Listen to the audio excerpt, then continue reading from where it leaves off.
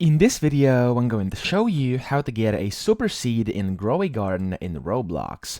So, in case you actually don't know what a super seed is, this is actually a premium seed which is available exclusively through the limited time shop. Now, if I go to shop over here right now, as you can see, there's no super seed available. However, the one available is the exotic seed. So, as of right now, the only way you can get a super seed is via the forever pack over here. So, you can do this by just claiming different free things each and every single day. So, as you can see over here right now, it will take 11 hours and a half for this to reset, and then every 24 hours you'll be able to claim an item for free.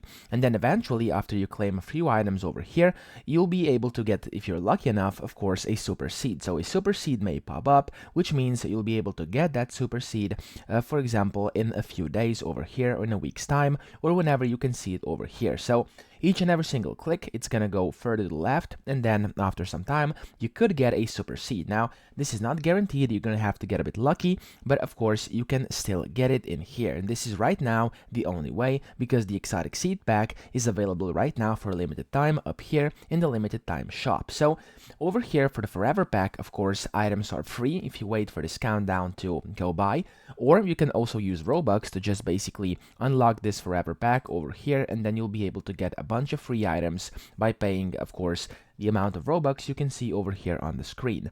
Now, over here, I also want to tell you that it is not obtainable, so the super seed cannot be obtained during just regular gameplay or farming methods, and it's actually one of the rarest and most valuable seed types in the game. So, in case you don't know what a super seed is, it will basically give you basically a plant of any rarity, of random rarity, except limited, when you plant it, okay? So, of course, that, and it will have a powerful twist. So, it will actually guarantee that the plant will permanently have the golden or rainbow trait, okay? Which will basically boost crop value and aesthetics by a lot once you are harvesting those crops, okay?